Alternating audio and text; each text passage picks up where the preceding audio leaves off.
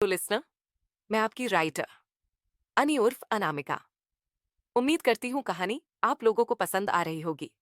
कहानी को लेकर अपनी राय आप लोग मेरे साथ कमेंट सेक्शन में जरूर साझा करें।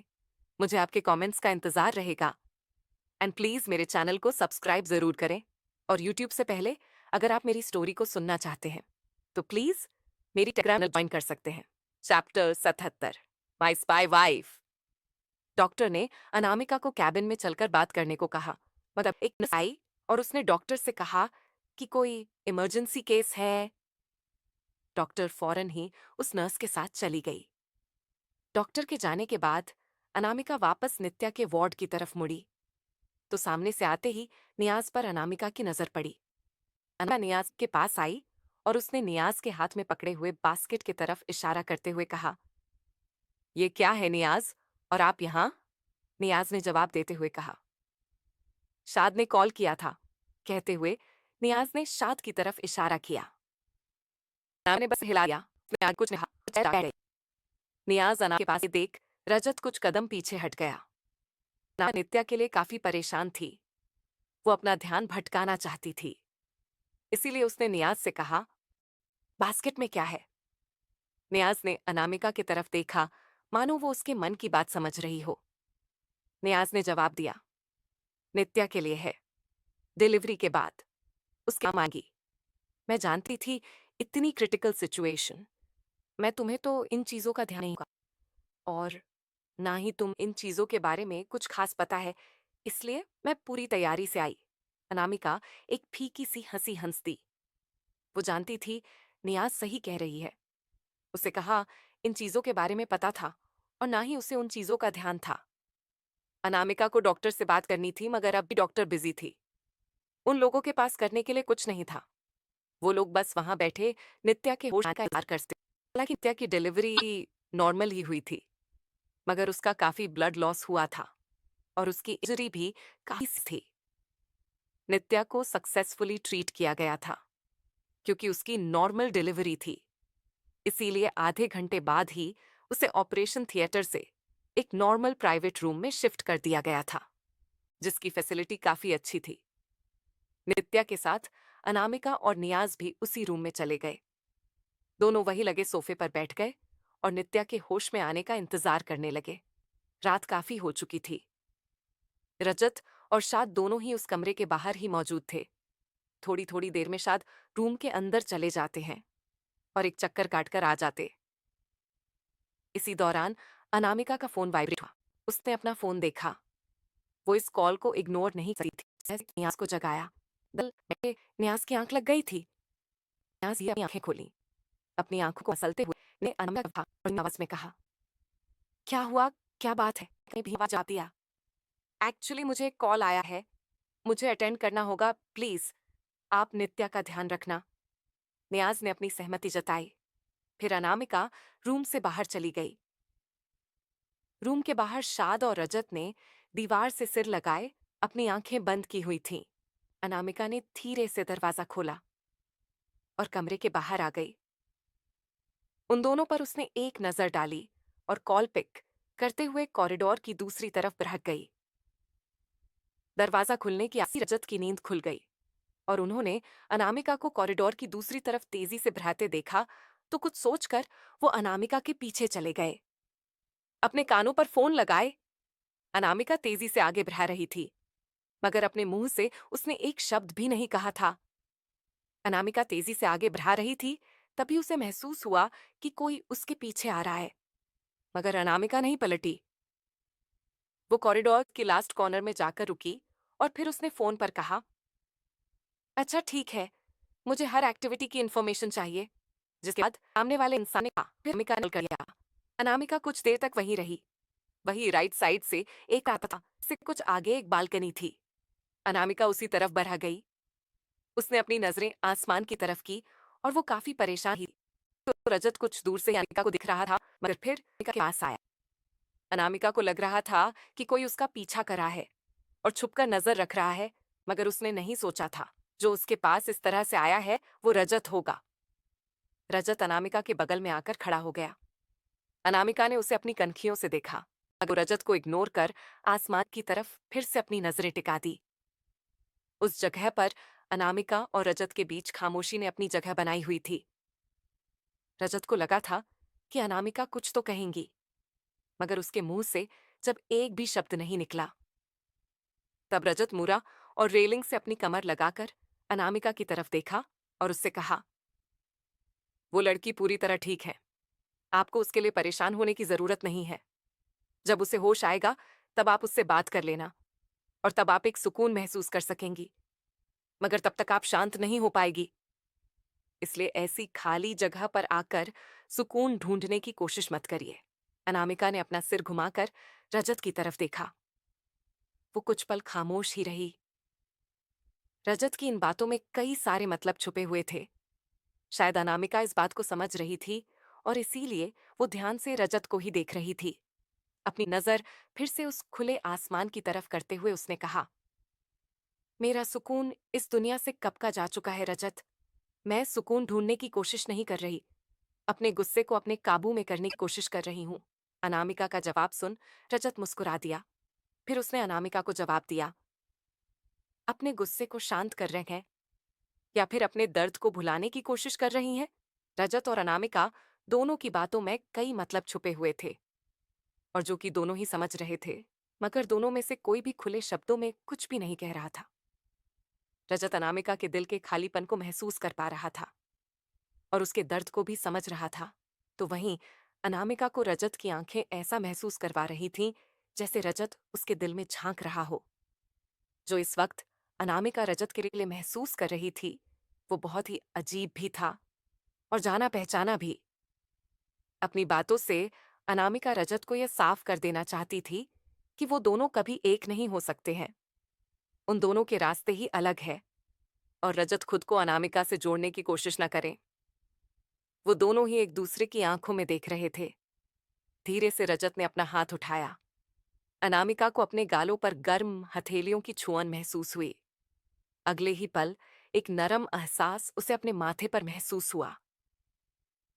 रजत के होठ अनामिका के माथे पर थे। अनामिका जैसे एकदम से अपने होश में आए, उसे तुरंत ही अपने कदम पीछे खींचे और वहां से चली गई। अनामिका को वहां से जाता देख रजत ने एक गहरी सांस ली और जहां से अनामिका अभी अभी गई उस तरफ देखते हुए कहा, कब तक आपका अपने एहसासों से भागने का इरादा है अनामिका? क्यों एक्सेप्ट नहीं कर सकती है आप? रजत की आंखों में एक गहरा दर्द और उदासी नजर आ रही थी। अपने इस दर्द को दरकिनार कर रजत अनामिका के पीछे गया। रजत काफी तेजी से चल रहा था, इसलिए उसे अनामिका के स्पीड को मैच करने में ज्यादा देरी नहीं लगी और वो दोनों लगभग आस-पास ही तेजी से आगे बढ़ रहे थे। रजत अनामिका के पीछे था, तभी वहां कुछ आवाज सुनाई दी। यह आवाज किसी के चीखने चिल्लाने की थी। यह आवाज आते ही अनामिका तेजी से दौड़ पड़ती दिही। अनामिका इस आवाज को बहुत अच्छी तरह पहचानती थी।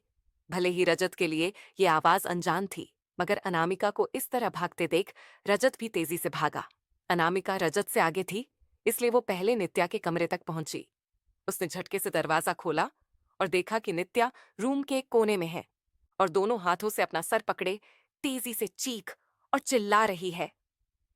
नित्या चिल्लाते हुए कह रही थी, मुझे छोड़ दो, मुझे छोड़ दो, मुझे जाने दो, मुझे दर्द हो रहा है, बचाव बचाव।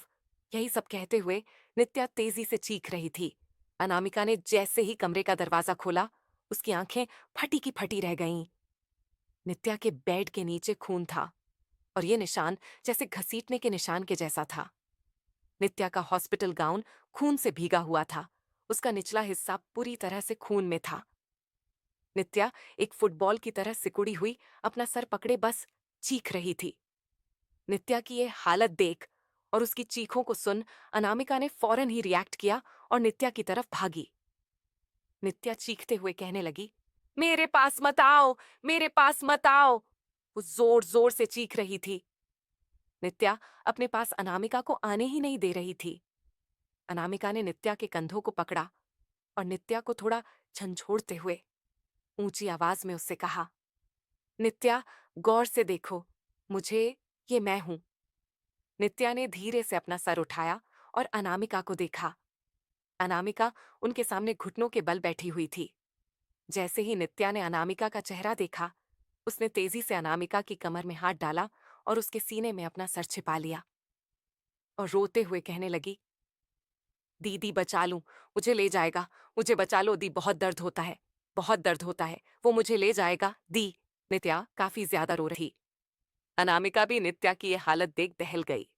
उसने उसे कस के नित्या को गले लगाया और उसके पीठ और सर को सहलाते हुए उसने नित्या से कहा, कुछ नहीं होगा बेटा, तुम्हारी दी है ना, वो कुछ नहीं होने देगी तुम्हें, कोई तुम्हें तुम्हारे भारी मर्जरी मर्जी के बिना कहीं नहीं लेके जा सकता।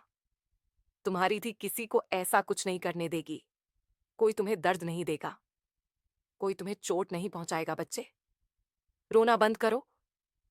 रजत दरवाजे पर ही खड़े होकर ये सारा नजारा देख रहा था। उसका दिमाग भी सुन्न पड़ चुका था। वो चीजों को समझने की कोशिश कर रहा था, मगर समझ नहीं पा रहा था। उसे नित्या के अंदर एक दहशत नजर आ रही थी और वो समझ रहा था कि ये दहशत किसी एक इंसान की वजह से है। उसके हाथ भी कांप से गए नित्या का ये हाल देख, क्योंकि देखने से यह साफ पता चल रहा था कि नित्य की उम्र मुश्किल से 19 से 20 साल होगी। उसे सचमुच बच्चा कहना गलत नहीं होगा, और एक बच्चे के साथ इस तरह की हरकत की कोई इतना ज्यादा डर जाए, दहशत नित्या की आंखों में नाच सी रही थी। नित्या, जिसने अभी अभी एक बच्चे को जन्म दिया था, इतना ब्लड लॉस झेला था, और फिर से उसका ब्लड लॉस होने की वजह से वो रोते रोते अनामिका के बाहों में ही बेहोश हो गई। अनामिका ने जैसे ही नित्या की पकड़ को अपने ऊपर कुछ ढीला महसूस किया, वो नित्या से कुछ दूर हुई और उसे देखने लगी। उसने नित्या के चेहरे को थपथपाया और उस होश में लाने की कोशिश की, मगर वो जब भी नित्या को होश में न ला सकी तो उसने नित्या की बॉडी को हल्का सा हिलाया और उसे उठाने की कोशिश करने लगी। ये देखकर रजत ने फौरन ही रिएक्ट किया और उनके तरफ बरह गया।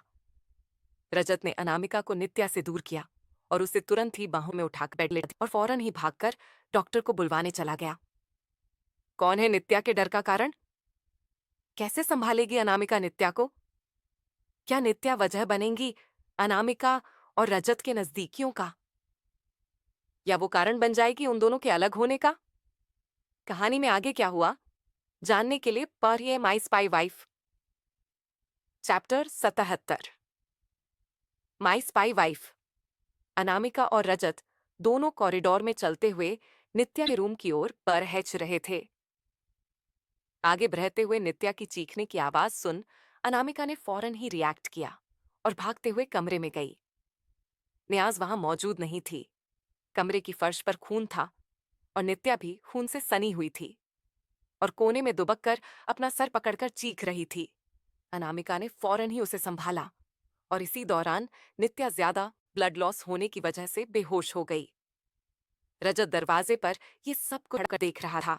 उसने फौरन ही अनामिका की मदद की और नित्य को हटाकर फौरन ही आकर डॉक्टर को बुलाने चला गया। अनामिका को कुछ समझ नहीं आ रहा था कि वह क्या करें, चीजों को कैसे हैंडल करें। उसे गुस्सा भी आ रहा था।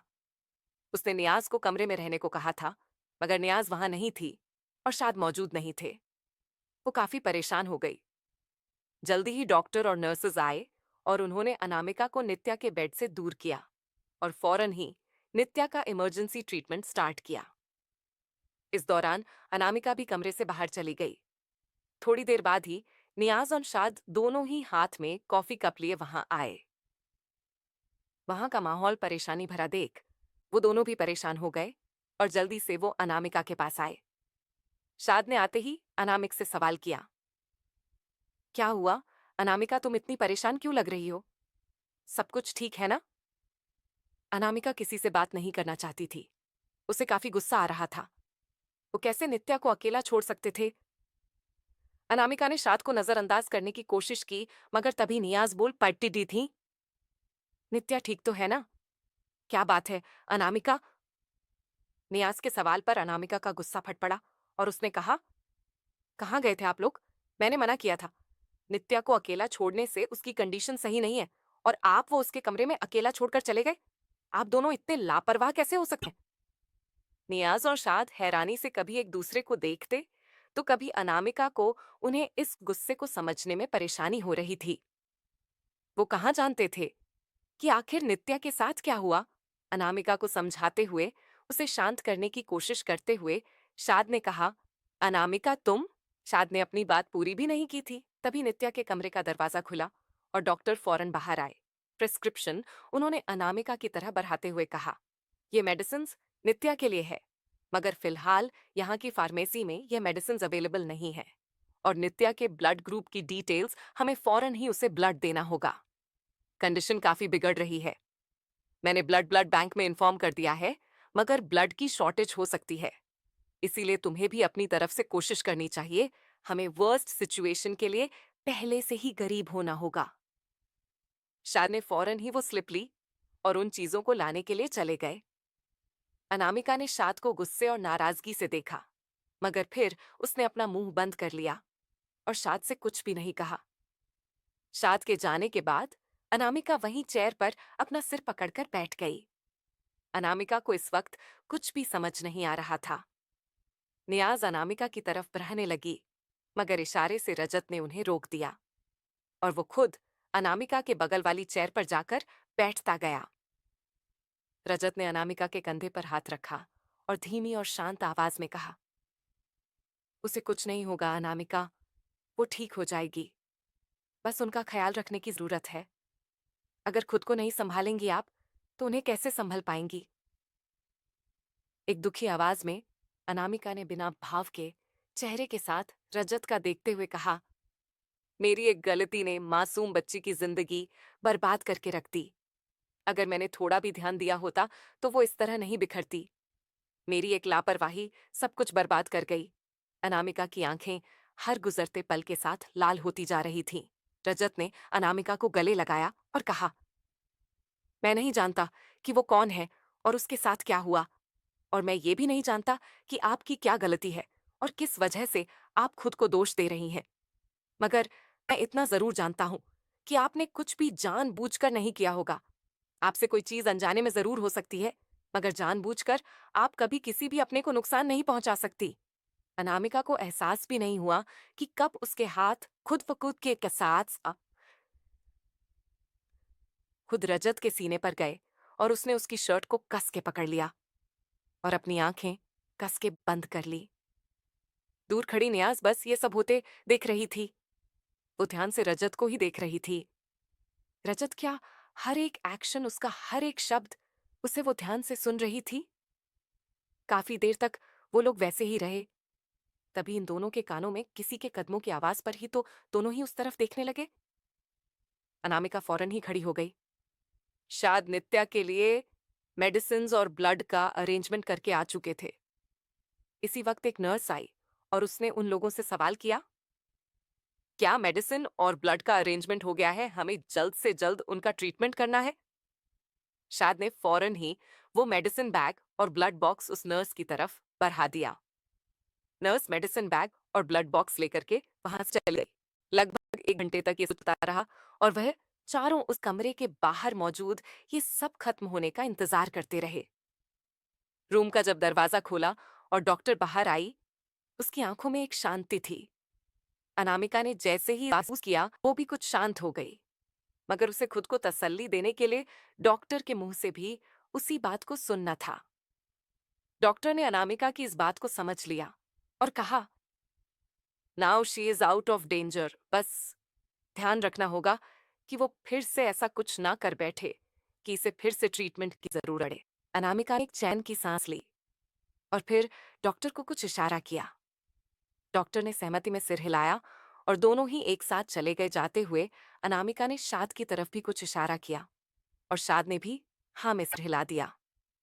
जिसके बाद अनामिका और डॉक्टर वहां से चले गए और शाद रजत की तरफ बाहर रह गए। रजत भी अनामिका के पीछे जाने को बढ़ा, मगर तभी शाद ने उन्हें रोक लिया। शाद ने रजत से कहा, काफी देर से यहां होगा, एटलीस्ट कॉफी पी लो, कुछ अच्छा फील होगा, तब तक नियाज यहां रहेंगी। रजत ने शाद की तरफ देखा और फिर अनामिका की तरफ अपनी नजरें कर उनसे कहा, अनामिका। शाद ने बीच में ही रजत की बात काट दी और कहा, डोंट वरी, वो तुरंत ही आ जाएगी, और वैसे भी उसे कुछ कॉल्स भी अटेंड करना है, तो उसे थोड़ा टाइम लग जाएगा और इस दौरान उसे अपने पास किसी का होना पसंद नहीं। रजत ने एक नजर उस तरफ देखा जहां से अभी अभी अनामिका गई थी। फिर उसे ध्यान आया कि अनामिका ने भी ना रेस्ट किया है और ना ही कुछ खाया है। वो पूरे समय उस लड़की के साथ ही रही या फिर उसके लिए परेशान होती रही। रजत का कुछ खाने का मन नहीं था, लेकिन उसने सोचा कि क्यों ना अनामिका के लिए कुछ ले आया जाए। इसलिए उसने शाद की बात मान ली। कुछ ही देर में रजत वापस आ गए। शाद रजत के पीछे ही थे और वो बार बार रजत को देख रहे थे। उन्होंने मन में कहा, किस्मत तो देखो कितनी अच्छी है, मगर फिर भी उसे कोई कदर ही नहीं। शाद खुद में ही बरबरा रहे थे। वो दोनों ही नित्या के रूम के बाहर तक पहुंच चुके थे। नियाज ने शाद को आते हुए देख लिया और कुछ बड़बड़ाते हुए भी उन्हें कुछ समझ नहीं आया, मगर फिलहाल के लिए उन्होंने उनसे कुछ भी न कहने का सोचा। रजत जैसे ही वहां आया, उसने तुरंत ही नियाज से सवाल किया, अनामिका कहाँ है? नियाज ने जवाब दिया, वो अभी तक नहीं आई है। रजत ने एक पल सोचा और फिर उसी तरफ चला गया जहां अनामिका गई थी। नियाज ने रजत के हाथों में ब्लैक कॉफी का एक कप देख लिया था। रजत के जाने के बाद नियाज ने शाद की तरफ देखा और कहा, जाकर रोको उसे वरना अनामिका को फिर गुस्सा आएगा। शाद ने दांत पीसते हुए नियाज से कहा, दोनों के दोनों एक जैसे हैं। कहकर शाद तेजी से रजत के पीछे गए। आगे बढ़ते हुए रजत ने एक नर्स से उस डॉक्टर के बारे में पूछा जिसने नित्या का ट्रीटमेंट किया था। उसने पहले ही डॉक्टर के बैच पर उनका नाम PRH लिया था, इसलिए उसे ज्यादा परेशानी नहीं हुई। दूसरी तरफ डॉक्टर के कैबिन में अनामिका ने गुस्से से डॉक्टर को घूरते हुए कहा, 22 साल की एक लड़की को नहीं संभाल सकते हैं आप लोग? ये है आपकी जिम्मेदारियों को निभाने का तरीका, इसलिए हायर किया था मैंने आप लोगों को ताकि मुझे ऐसा कोई वक्त देखना पड़े, नित्या को इस तरह की हालत में देखना पड़े। अनामिका को काफी तेज गुस्सा आ रहा था और उसके शब्दों में इस गुस्से को महसूस किया जा सकता था। डॉक्टर ने अपना सिर झुका लिया और वो अनामिका से नजरें नहीं मिला रही थी। डॉक्टर को खामोश देख अनामिका को और गुस्सा आ रहा था। उसने एक ऑर्डरिंग टोन में कहा, मुझे नित्या के वार्ड की और जब उसके साथ ये इंसिडेंट हुआ उसकी पूरी CCTV फुटेज चाहिए, और वो भी आधे घंटे के अंदर। और अगर मेरे ऑर्डर्स को फॉलो नहीं किया गया तो उसका अंजाम भुगतने के लिए भी तैयार हो जाना। अपनी बात कहकर अनामिका अपनी चेयर से उठी, तभी डॉक्टर के कैबिन का दरवाजा भी खुला। कैबिन के दरवाजे पर खड़े होकर उसने कहा, किसके अंजाम की बात कर रही हैं आप अनामिका? अनामिका इस आवाज को सुनकर हैरान हो गई। उसने एकदम से अपनी गर्दन घुमाई और अपने पीछे खड़े रथ को देखा। अनामिका की आंखें बड़ी हो गईं। उसने होंठ दबा लिए। उसे समझ यहाँ था कि क्या कर रहा है और उन्हें कितना और क्या सुना है। और सबसे बड़ी बात के बारे में रजत को कुछ भी नहीं बताती। वह बतानी चाहती थी और उसे सोचना था कि वो इन सारी चीजों को रजत से कैसे छिपाएगी। अनामिका की खामोशी देख रजत डॉक्टर के कैबिन के अंदर आने लगा और अनामिका से कहा, जवाब दीजिए, अनामिका किसके अंजाम भुगतने की बात कर रही है आप? रजत ने फिर से अपनी बात दोहराई और उसकी बात सुन अनामिका को यह महसूस हुआ कि शायद रजत ने बस उसकी आखिरी लाइन ही सुनी है। वो इस वक्त श्योर नहीं थी, इसलिए वो बिना सोचे समझे कुछ कह नहीं सकती थी। उसने एक नजर डॉक्टर की तरफ देखा, बातों को रजत से छुपाने की कोशिश करते हुए। अनामिका ने रजत को देखा, कहा, एक्चुअली जिसकी वजह से मेरा एक्सीडेंट हुआ मैंने उसके बारे में ये कहा था, उसे उसके किए का नतीजा भुगतना होगा। एक्चुअली मुझे इंसोम्निया है और इस एक्सीडेंट की वजह से मेरी फिजिकल कंडीशन भी कुछ बिगड़ गई है। रिपोर्ट को पूरा जाने के बाद मुझे थोड़ा गुस्सा आ गया, जिस वजह से मैंने ये कह दिया। कहते हुए अनामिका रजत की आंखों में देख रही थी। उसकी पलकें एक बार भी नहीं झपकी थीं। रजत भी बस एकटक अनामिका को ही देख रहा था। रजत ने जब अनामिका की पूरी बात को सुना, उसने गुस्से से अपनी मुट्ठियां कस ली है और वो घूर कर अनामिका को देख रहा था। वो चलकर अनामिका के पास आया और उसके बाजुओं पर अपनी पकड़ बनाकर अपनी तरफ खींचते हुए अनामिका की आंखों में देखते हुए कहा, सीरियसली अनामिका, आप अपनी मेडिकल रिपोर्ट डिस्कस कर रही थी। आकर सच कहने की हिम्मत नहीं है तो कम से कम झूठ तो मत कहिए। आपकी किसी अपने की कंडीशन आपके सामने इतनी बुरी हो और आप अपनी मेडिकल रिपोर्ट डिस्कस करेंगी। सच में, भले ही हम दोनों का रिश्ता इतना गहरा ना हो, मगर मैं आपको इतना समझता हूं आप कब क्या सोच सकते हैं और क्या नहीं। कहकर रजत अनामिका को ही घूम रहा था। आप मुझे सच-सच बताएंगी, कौन है वो लड़की? क्या हुआ है उसके साथ? और उसकी कंडीशन इस तरह से क्यों है? और वो आपसे कैसे कनेक्टेड है? समझ गई आप? और इस बार मुझे नहीं सुनना। और अब उसकी कंडीशन कैसी है? एंड सबसे इम्पोर्टेंट बात, उसकी इस कंडीशन का कारण कौन है? रजत की इस बात पर अनामिका को पता नहीं क्यों गुस्सा बिल्कुल नहीं आया, बल्कि वो है, क्योंकि इस वक्त रजत की जो था, वो सिर्फ अनामिका की झूठ पर नहीं था। रजत की बातों में उसके लहजे में काफी शक्ति थी। वह बात करते हुए जैसे अपने हर एक शब्द को चल रहा था, मगर के बावजूद उसकी आवाज इतनी धीमी थी से अनामिका का नहीं पता था, बल्कि उसकी आंखों में एक परवाह भी थी।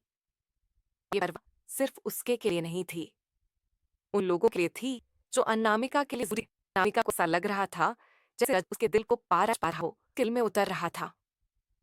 अभी अनामिका के होंठ सिले हुए थे। क्या अनामिका रजत के सवालों का जवाब देगी?